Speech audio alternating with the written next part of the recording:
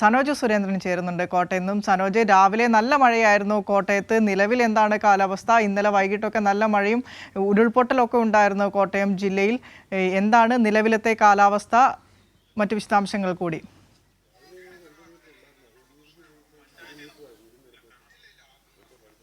വിനിഷ, ഇന്നലെ കോട്ടയം ജില്ലയുടെ കിഴക്കൻ മേഖലയിൽ, പ്രത്യേകിച്ച് മീനച്ചിൽ താലൂക്കിലും കാഞ്ഞിരപ്പള്ളി താലൂക്കിലും പെയ്ത അതിശക്തമായ മഴയുടെ ദുരിതപ്പെയ്ത്ത് അനുഭവിക്കുന്നത് ജില്ലയുടെ പടിഞ്ഞാറൻ മേഖലയിലെ അപ്പർ കുട്ടനാടൻ പ്രദേശത്തെ ജനവിഭാഗങ്ങളാണ്.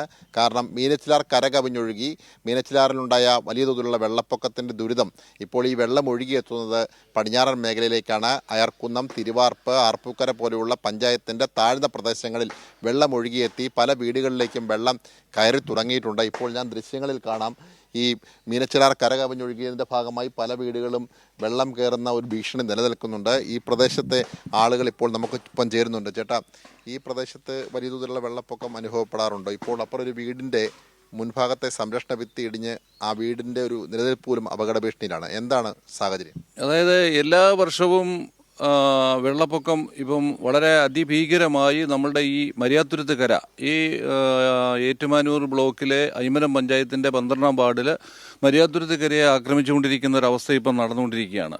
ഇപ്പോൾ പെട്ടെന്ന് കഴിഞ്ഞ ദിവസം ഈരാറ്റുപേട്ടയിൽ ഉരുൾപൊട്ടിയെന്ന് അറിയുകയും അതനുസരിച്ച് ഒരു 7-8 മണിക്കൂറിനുള്ളിൽ അത്രയും വെള്ളം ഒഴുകി ശക്തമായ ഒഴുക്കിൽ ഇതിലെ വരികയും മീനച്ചിലാറിൻ്റെ രണ്ടായി തിരിയുന്ന കൈവഴിയുടെ ഒരു ഭാഗം, അത് പുലിക്കുട്ടിശ്ശേരി വഴി പോകുന്ന ഈ ഭാഗത്ത് വീതി കുറവായതിനാൽ ഒഴുക്ക് കൂടുതലാണ്.